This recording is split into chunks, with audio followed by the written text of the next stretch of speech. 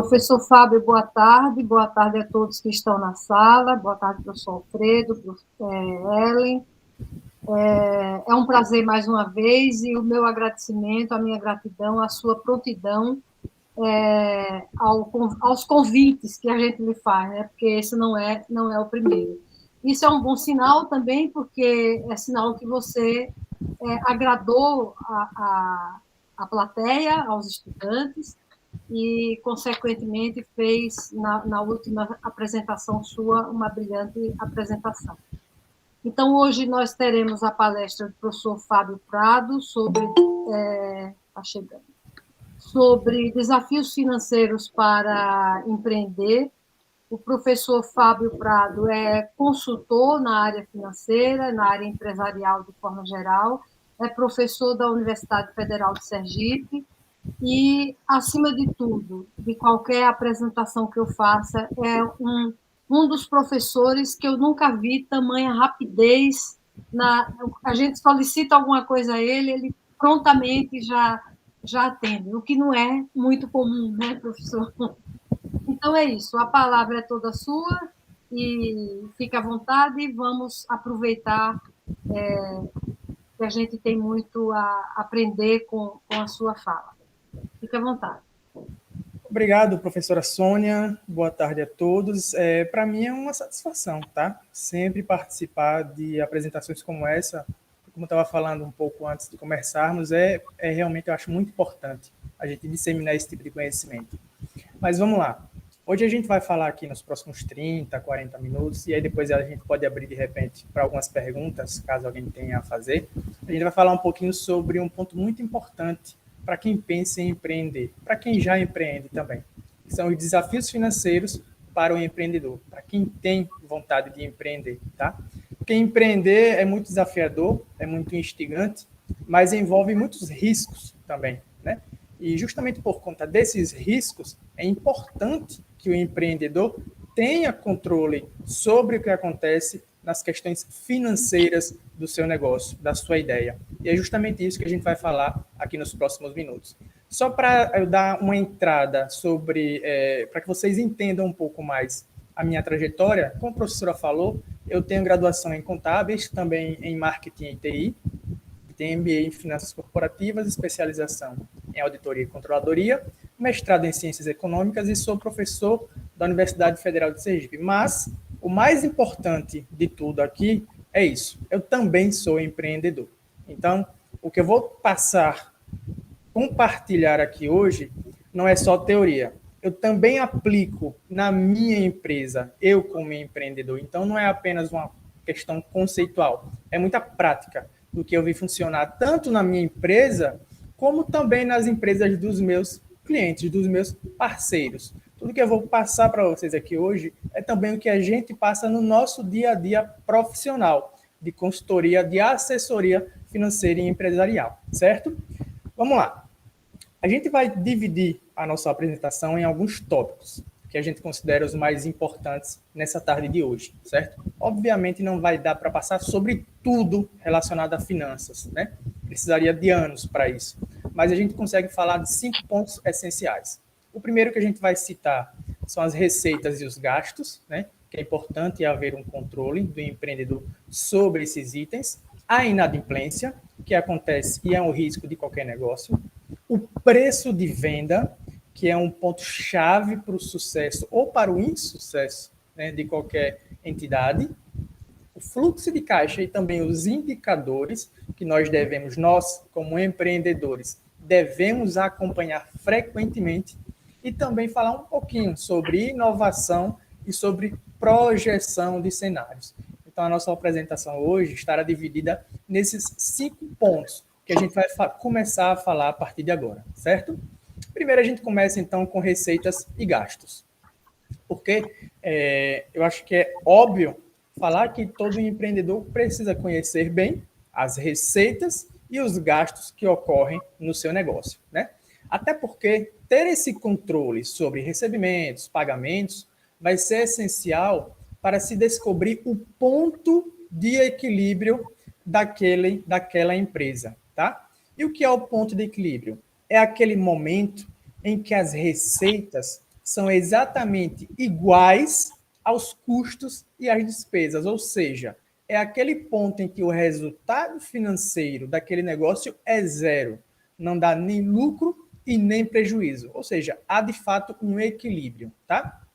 Trazendo aqui um gráfico para ficar mais claro e também mais compreensível, o ponto de equilíbrio, pessoal, é o seguinte: vocês estão vendo aí aquela linha vermelha que diz respeito aos custos fixos e variáveis, né? Todo mês, os custos eles começam o mês maiores do que as receitas, porque os custos fixos ocorrem independente de qualquer venda, tá? Então, eles começam sempre maiores, superiores. A linha verde, que é a linha das receitas, no decorrer do mês, as vendas vão acontecendo e as receitas vão aumentando. Até que chega um momento em que a linha verde atinge a linha vermelha, ou seja, as receitas atingem os custos fixos e variáveis. Ali é o ponto de equilíbrio. Naquele total de receitas, a empresa consegue pagar todos os seus custos fixos e variáveis, não tem nem lucro e nem prejuízo. Vendas acima do ponto de equilíbrio, a empresa passa a ter lucro. Vendas abaixo do ponto de equilíbrio significa prejuízo. E por isso que é tão importante conhecer o ponto de equilíbrio, para que o empreendedor tenha de forma muito objetiva qual é a quantidade que ele precisa vender em determinado mês para atingir seu ponto de equilíbrio, ou seja, para conseguir, no mínimo, pagar seus custos fixos e variáveis. E a partir daí, claro, mirar a ter lucro, certo? Então, passando para o próximo ponto, a gente falou de controlar receitas, né? Mas nas receitas tem também a inadimplência, tá? Que é um risco inerente a qualquer atividade econômica. E para buscar combater a inadimplência e, assim, elevar os seus recebimentos, a gente precisa aplicar uma política assertiva de crédito, porque a inadimplência acontece quando nós concedemos crédito, prazo, para os nossos clientes, né? E para que a gente consiga desenvolver boas políticas de crédito, algumas coisas podem ser muito interessantes, como, por exemplo, a utilização dos conhecidos 6 Cs do crédito.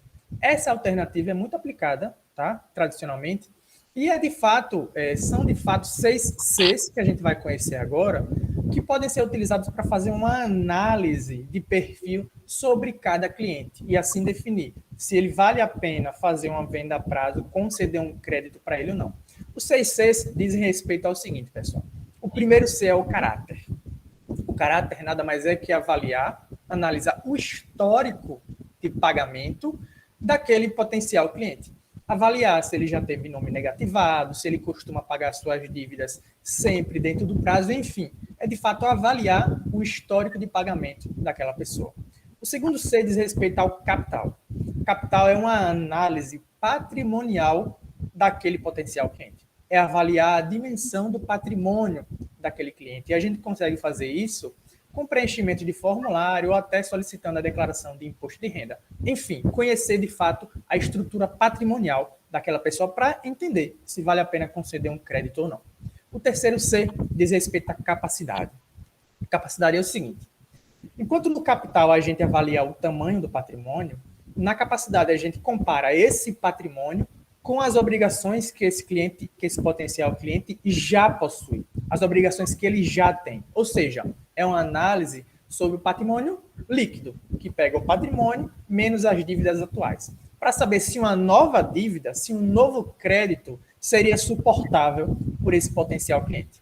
O quarto C diz respeito às condições. E as condições querem falar dos fatores externos, que não estão sob controle daquele potencial cliente, tá? Porque não adianta nada uma formiguinha fazer um excelente trabalho se as regras do formigueiro mudarem constantemente, tá? E aí, se as regras, se a lei, se as normas se alteram com constância, essas alterações podem afetar a renda daquele potencial cliente. Por isso que é importante a gente avaliar também as condições, os fatores externos. O penúltimo C é o colateral. Colateral nada mais é que as garantias. Quando a gente faz uma venda a prazo, concede crédito, é importante que a gente determine quais as garantias em caso de inadimplência daquele cliente, para assim, caso venha a acontecer a impontualidade, a inadimplência, a gente possa executar essas garantias, tá? E o último C diz respeito ao conglomerado. Conglomerado é o seguinte: todos os outros Cs dizem respeito a uma avaliação individual, né, pessoal daquela pessoa. No conglomerado, a gente abrange um pouco mais essa análise. A gente avalia também pessoas que ele possui algum tipo de relação. Porque aquele potencial cliente pode, por exemplo, ser sócio de uma empresa, de uma pessoa jurídica. Então, é importante também avaliar aquela pessoa jurídica. Cônjuges. Cônjuges são muito importantes avaliar, certo? Então, é muito interessante a gente fazer uma análise do conglomerado, dessas outras pessoas físicas e jurídicas que aquele potencial cliente possui algum tipo de relação. Fazendo essas análises, a gente consegue sim ter uma ideia melhor de perfil comportamental em relação a pagamento daquela pessoa e definir se vale a pena conceder crédito, prazo para esse cliente ou não, tá? E aí, falando de inadimplência, a gente precisa também citar um outro ponto que talvez seja o de maior importância dentro de um empreendimento, que é o preço de venda, tá? Por quê? Porque encontrar a precificação ideal para seu produto ou serviço é talvez o maior desafio financeiro em uma empresa. Porque essa determinação de preço, impacta diretamente nos resultados de uma organização. Para ajudar, né, para formar esse preço de forma técnica, algumas aplicações podem ser utilizadas, como, por exemplo, a seguinte fórmula. O preço de venda, pessoal, deve ser considerado tratando tudo aquilo que envolver a empresa. Portanto, é muito interessante que, ao determinar o preço de venda, a gente possa utilizar também fórmulas, algo técnico, que nos dê, de fato, um valor, um preço que possa ser assertivo. E é por isso que eu trago essa fórmula aqui.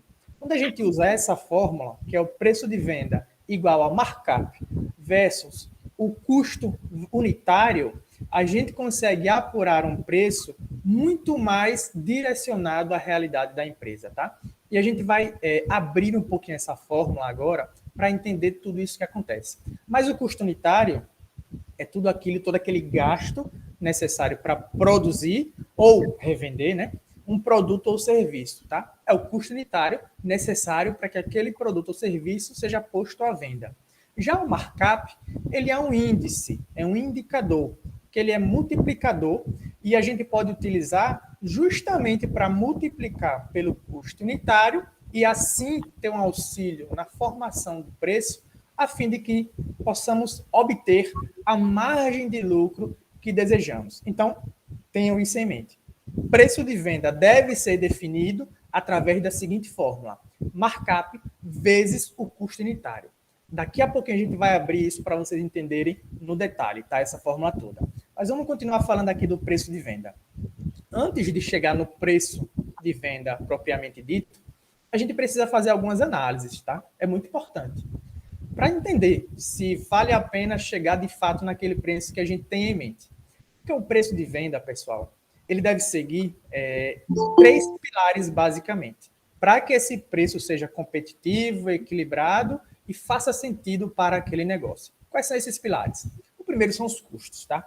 Os custos precisam estar contidos no preço de venda da empresa, senão não faz sentido nem aquela empresa existir, tá?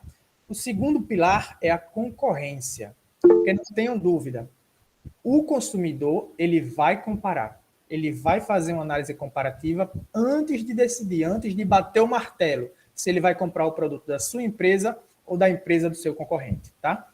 E o terceiro pilar é justamente o markup, né? É onde a gente consegue, através do markup, fazer simulações, fazer testes e, inclusive, aumentar ou reduzir a margem de lucro que a gente deseja. Então, são esses 3 pilares que devem ser considerados na definição do preço de venda. Vamos entender um pouquinho mais sobre cada um deles a partir de agora. O primeiro são os custos, tá?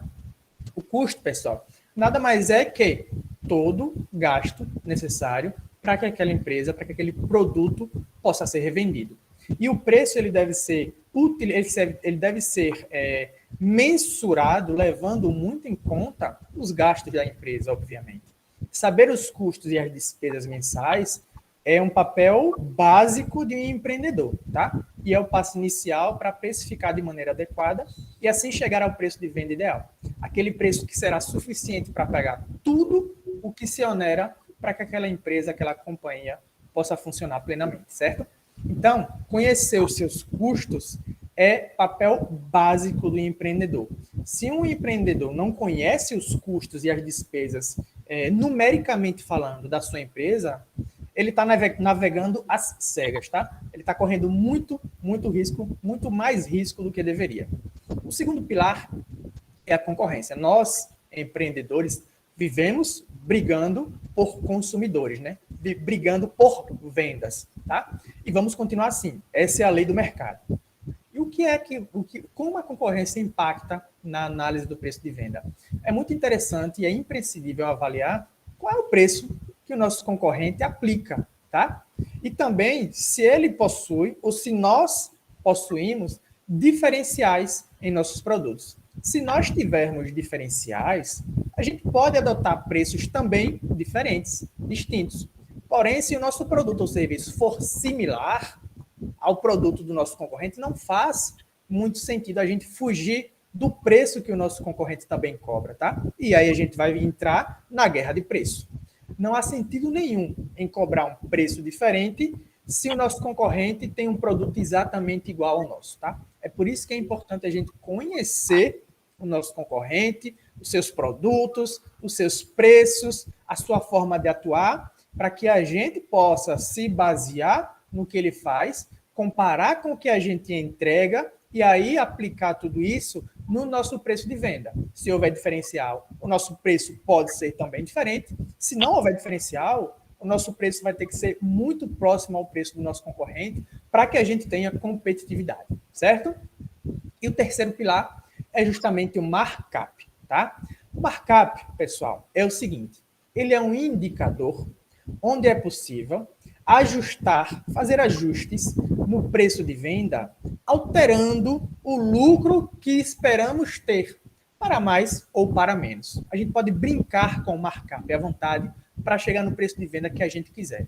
Isso é possível porque dentro do markup a gente embute, a gente inclui a margem de lucro que desejamos para o nosso produto, tá?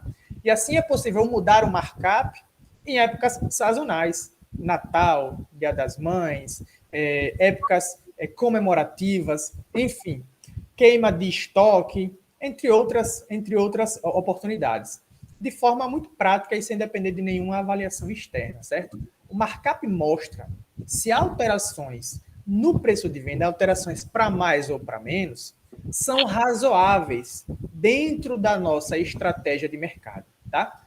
Isso é o markup. Para que a gente entenda um pouco mais o markup, a gente vai continuar falando sobre ele agora, tá?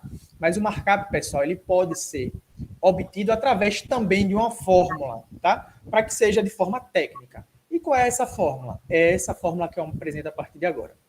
Para entender o markup, para chegar ao markup, e o markup, lembrando, é um índice multiplicador, tá? O markup não é um valor monetário, não é um valor em reais. Ele é um índice que vai servir para que a gente possa multiplicá-lo e chegar no preço de venda ideal. O markup ele pode ser identificado através da seguinte fórmula: 100, e esse 100 aí representa 100%. É como se fosse 100% do preço de venda, tá? Por isso que a gente coloca o valor 100, e é 100 mesmo. 100 dividido por 100, que seria novamente 100%, menos o percentual das despesas fixas, mais o percentual das despesas variáveis, mais o percentual da margem de lucro. DF é despesas fixas, DV despesas variáveis e ML de margem de lucro desejada, tá? Então, para que a gente consiga identificar o markup da nossa empresa, a gente precisa conhecer as despesas fixas do nosso negócio, tá? Porque através desse conhecimento do percentual de despesas fixas do nosso negócio em relação às receitas do nosso negócio, é que a gente vai conseguir incluir qual é aquele percentual ali das despesas fixas. A mesma coisa para as despesas variáveis. A gente precisa conhecer, eu falei lá no início, precisamos conhecer totalmente custos, despesas e receitas da nossa empresa. Conhecendo essas despesas variáveis, a gente consegue colocar aí também o percentual das despesas variáveis em relação à receita daquele empreendimento. E, por fim, a gente soma essas despesas fixas e variáveis com a margem de lucro desejada, o percentual de margem de lucro desejada, né? E é aí que a gente pode brincar muito, fazer muitos testes, tá? Porque a gente pode colocar o percentual de margem de lucro que a gente quiser, tá? Para que a gente possa fazer testes e encontrar o preço de venda ideal, tá? Então, lembrem disso. É importantíssimo encontrar o markup da nossa empresa, com base, claro, no percentual da despesa fixa, no percentual da despesa variável e fazendo testes, vários testes com o percentual da margem de lucro que nós desejamos, tá? Essa é a fórmula para identificar o markup, que é um índice multiplicador. E agora, na sequência, pessoal, para ver isso no detalhe, a gente vai ver exatamente um exemplo de como chegar no preço de venda. Vamos lá. O primeiro passo, no nosso exemplo de precificação, é identificar o percentual de despesas variáveis atribuído a cada produto ou serviço vendido. Tá? Por isso que é importantíssimo conhecer os números da empresa. Esse controle é essencial. Vamos supor que, nesse nosso exemplo, as despesas variáveis representam 10% das receitas daquele negócio. Tá? O segundo passo é identificar o percentual das despesas fixas daquela empresa. E, no nosso exemplo, vamos considerar que esse percentual de despesas fixas é de 15% em relação às receitas, ok? E o terceiro passo é definir qual é a margem de lucro que desejamos, que pretendemos para cada unidade de produto vendido, né? Vamos considerar aqui também, no nosso exemplo, que a nossa margem de lucro desejada seja de 20%. E essa margem de lucro pode ser qualquer uma, de 0 até 100%, tá? Somos nós que definimos a nossa margem de lucro. Aqui a gente vai considerar que é 20% para fazer os nossos testes, tá? Tendo isso em mente, conhecido esses percentuais, a gente parte agora para o próximo passo, que é conhecer o custo direto para produzir ou revender aquele produto ou serviço. No nosso exemplo, vamos considerar que para que aquele produto ou serviço possa ser posto à venda, o custo direto dele é de R$50.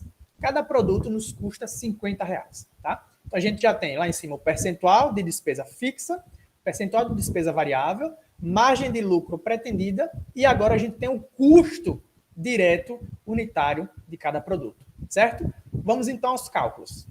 Primeiro a gente encontra o markup. Markup, lembrando, é 100 dividido por 100 novamente, menos o percentual de despesas variáveis, mais o percentual de despesas fixas, mais o percentual de margem de lucro desejado. Por isso que é 10 mais 15 mais 20. São os percentuais que vimos logo acima, tá? Então, seguindo com o cálculo, a gente chega aí em 100 dividido por 55, que nos dá um markup de 1,8181.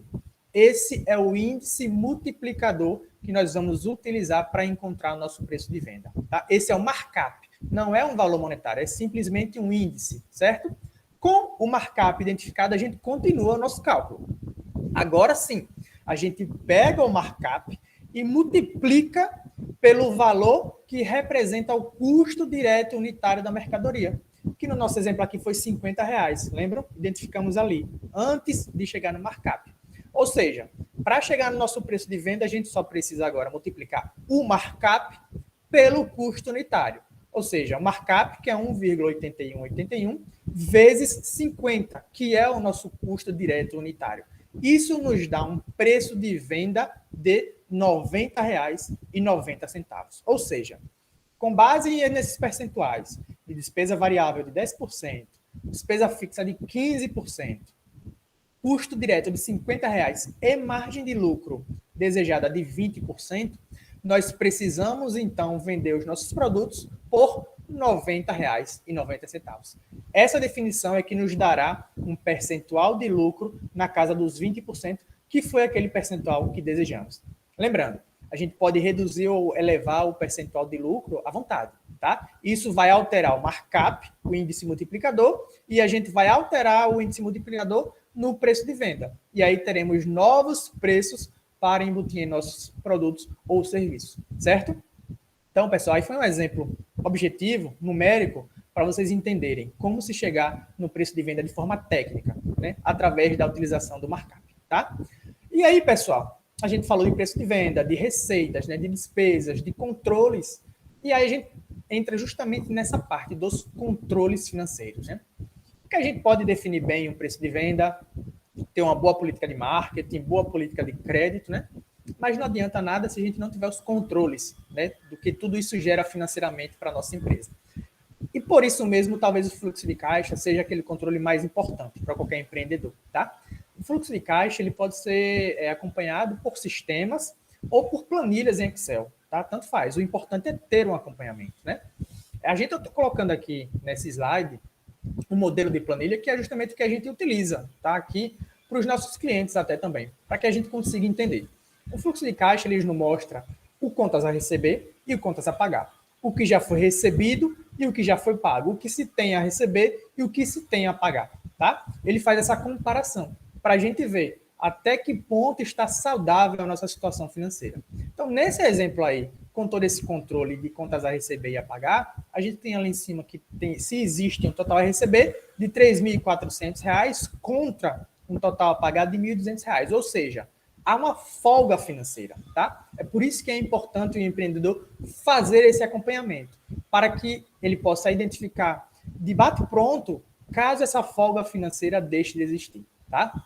E aí, quando a gente faz esse acompanhamento de contas a receber e contas a pagar, a gente consegue montar relatórios e fazer análises muito importantes para nós que somos empreendedores, tá? Como, por exemplo, o saldo que é gerado de caixa em cada mês, o percentual de lucratividade que o nosso negócio gera mês a mês, o saldo disponível que as nossas operações oferecem mês a mês, tá? Isso é possível gerar através de todo esse controle do fluxo de caixa.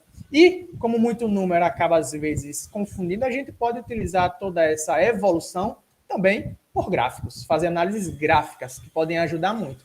Como, por exemplo, esse gráfico aí, que mostra a comparação entre receitas e despesas ao longo do ano, tá? E todo esse controle financeiro nos possibilita também conhecer indicadores, que são muito importantes. Indicadores, como o próprio nome diz, indicam, né, situações. Então é importante acompanhá-los para que a gente consiga antever, se antecipar a possíveis dificuldades e também aproveitar melhor ainda as possíveis oportunidades que podem vir a acontecer no meio do caminho. E aí eu trago dois indicadores que são essenciais, que o empreendedor precisa conhecer do ponto de vista financeiro, tá? Que é a margem de contribuição e o ponto de equilíbrio que já falamos até aqui. A margem de contribuição a gente consegue acompanhar fazendo todo esse controle do fluxo de caixa, né? E a margem de contribuição, pessoal, é o quanto cada produto vendido deixa após pagar os seus custos variáveis, seus custos diretos variáveis. Então, quanto pagamos de custo direto variável em cada produto, ou seja, aquela diferença do preço de venda daquele produto menos o seu custo variável é a margem de contribuição, tá? É o quanto aquele produto deixa para a empresa poder pagar suas despesas administrativas em geral, tá? Isso é a margem de contribuição. E, obviamente, quanto maior, melhor, tá? Então, a gente consegue analisar, fazer análises como essa através dos controles de fluxo de caixa, de receitas e despesas, tá? E o ponto de equilíbrio, como a gente já falou aqui também, né? É aquele ponto em que receitas se igualam a despesas e custos, né? E a partir dele temos lucro, tá? É muito importante que o empreendedor consiga saber exatamente quantos produtos ele precisa vender por mês para atingir o ponto de equilíbrio. Através dos controles de fluxo de caixa, de receitas, gastos, entre outros, preço de venda, entre outros, a gente consegue chegar ao ponto de equilíbrio exato para que aquele empreendedor saiba precisamente o quanto ele precisa se dedicar e vender para atingir o seu ponto de equilíbrio. Isso tudo só é possível através de controles financeiros, né, de acompanhamentos financeiros e de análise de indicadores que se tornam essenciais em qualquer negócio, certo? E aí, como números, de fato, realmente, muitas vezes acabam não deixando claro tudo o que você quer enxergar, a utilização de gráficos também é muito recomendada, né? E a gente pode utilizar gráficos para diversas análises. A evolução do saldo disponível, a evolução do percentual de lucratividade da empresa, a evolução do percentual de lucratividade do produto, porque se uma empresa possui mais de um produto, é muito importante ela saber qual é a lucratividade, o desempenho, a performance de cada produto, tá? Por quê? Porque ela pode decidir investir mais em determinado produto que gere um maior resultado, né? E ela pode decidir, inclusive, pausar ou reduzir a produção de outro determinado produto que gera um resultado bem menor. Mas isso só é possível quando a gente tem um controle muito aproximado, muito bem feito financeiro, para que a gente consiga analisar exatamente qual é a lucratividade, o resultado gerado por cada produto daquela empresa, certo? Então, a utilização de gráficos é muito recomendada também para os empreendedores em geral. E aí, pessoal, chegando um pouquinho aqui já para a fase final da nossa apresentação, a gente entra agora em outro aspecto importante de qualquer empreendimento, que é a inovação. E o que é inovar, pessoal? Inovar é ter um diferencial através de uma ideia, de um processo, de algum desenvolvimento, com criatividade, de alguma inspiração, ter novas visões, enfim, fazer coisas diferentes, tá? O que é ter inovação? Inovar é você ser diferente, é o seu produto ou serviço se tornar diferente dos demais produtos ou serviços do mercado. É se destacar, tá? É sair da manada. Ou seja, é importante que vocês desenhem, pensem, criem. É importante que vocês tenham diferenciais. É importante que vocês inovem. E aí, quando a gente fala em inovar, não necessariamente vocês precisam criar um foguete ou um disco voador para ter inovação em sua empresa, nada disso. Quando a gente fala em inovar, pode ser inovação no seu produto ou serviço, mas pode ser inovação no tratamento, por exemplo, dos seus clientes. Pode ser uma forma inovadora no pré-venda ou no pós-venda. Pode ser uma forma inovadora de se relacionar nas redes sociais. Pode ser uma forma inovadora nos processos internos do seu negócio, da sua empresa. A inovação pode acontecer em diversas frentes. Não necessariamente precisa ser algo custoso e também não precisa estar diretamente ligada ao seu produto final.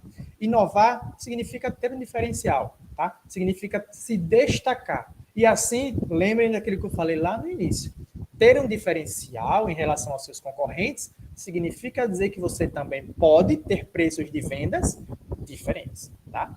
Pensem muito nisso. É importante a gente adotar em nossas empresas uma política de inovação. Sempre trazer coisas pequenas, inovadoras, para estimular esse tipo de cultura e assim, aos pouquinhos, podermos nos tornar diferentes dos nossos concorrentes, tá? E aí, pessoal, não adianta todo esse controle, né, financeiro, conhecimento, domínio, se nós não utilizarmos tudo isso também para fazer simulações de como será o futuro da nossa empresa. É por isso que projeção de cenários também entra num ponto muito importante do papel do empreendedor. E o que é projetar cenários? É basicamente você simular para o futuro os possíveis caminhos que a sua empresa entrará, tá? Projetar cenários é você quantificar, mensurar numericamente as diversas possibilidades para os próximos 1, 2, 3, 4, 5, 10 anos da sua empresa. É você fazer agora cenários para você ter uma referência, um balizador das possíveis ações que você vai poder tomar caso algum desses cenários venha a se concretizar. E a projeção de cenários ideal, ela lhe traz no mínimo três tipos de cenário, tá? Um cenário bastante otimista, né? Que vai lhe trazer um crescimento, que vai lhe apresentar um crescimento acelerado, com muito ganho de competitividade, tá? É um cenário bastante otimista que você pode projetar. O segundo cenário que você deve projetar é um cenário mais realista, que apresenta um crescimento moderado e pequenos ganhos de competitividade, tá? Ou seja, algo muito mais realista de fato. E o terceiro cenário é aquele pessimista, que ele vai lhe trazer um crescimento muito baixo, praticamente estagnado, muitas vezes, inclusive, uma redução e não um crescimento em relação às vendas, né? E isso vai vir, vai trazer problemas de competitividade, né? Então, esse é o terceiro cenário. Então, é importante que possamos projetar para os próximos anos das nossas empresas, no mínimo, esses 3 cenários. Um muito otimista, o segundo realista e o terceiro pessimista. Porque quando esses anos chegarem, quando chegarmos daqui a 1 ano, 2, 3, 5 anos, a gente vai poder comparar com os cenários que tínhamos projetado anteriormente. E aí vamos ver, identificar qual foi o cenário que de fato se concretizou, se foi aquele mais otimista, se foi o realista ou se foi o pessimista. E aí a gente já vai ter as medidas, as ações que tínhamos nos antecipado e simplesmente vamos aplicá-las, tá? É muito importante projetar cenários, usar esses números todos, esse controle financeiro todo para simular cenários, para que assim a gente tenha um planejamento financeiro e de negócio também muito apropriado para a nossa empresa, tá? Então, também é papel do empreendedor básico fazer esse tipo de projeção de cenários. Isso é planejar a sua empresa, certo? Então, pessoal, resumindo aqui para a gente fechar nossa apresentação, as ações do empreendedor principais são 4. Planejar. Você planeja seus custos, suas receitas, você planeja o seu produto, você planeja como é que vai ser atingir o seu cliente, concretizar aquela venda. É sempre importante o empreendedor ter planejamento em seu dia a dia. Você precisa controlar, é essencial você conhecer muito os números da sua empresa, ter o controle sobre o preço de venda, sobre o markup, seu ponto de equilíbrio, é importantíssimo você ter esse controle, sua margem de contribuição, lucratividade, enfim. Esse controle também é papel do empreendedor. Inovar sempre. Inovar, lembrando, reforçando, é ter um diferencial, é se destacar. E assim também poder se destacar em relação às suas vendas, tá? E por fim, simular. Fazer essas projeções, fazer testes, inclusive lá na hora de definir o preço de venda, né? A gente está simulando, está testando, para sempre mudar e chegar aos números mais assertivos para o nosso negócio. Então, essas 4 ações devem fazer parte da vida do empreendedor, principalmente para aquele empreendedor que almeja o sucesso empresarial, tá? E aí eu encerro minha apresentação com uma frase aqui do Augusto Cury, que diz que ser um empreendedor é executar sonhos, mesmo que haja riscos. É enfrentar os problemas, mesmo não tendo forças. É caminhar por lugares desconhecidos, mesmo sem nenhuma bússola. É tomar atitudes que ninguém tomou. É ter consciência de que quem vence sem obstáculos triunfa sem glória. Então, com essa frase, eu encerro minha apresentação. Muito obrigado pela presença de todos. Aí estão os meus contatos, telefone, e-mail, WhatsApp, Instagram. No caso de alguém quiser tirar alguma dúvida, fazer uma pergunta posteriormente, tá? Muito obrigado novamente pela presença. Espero que o conteúdo tenha sido útil e um excelente final de tarde a todo mundo.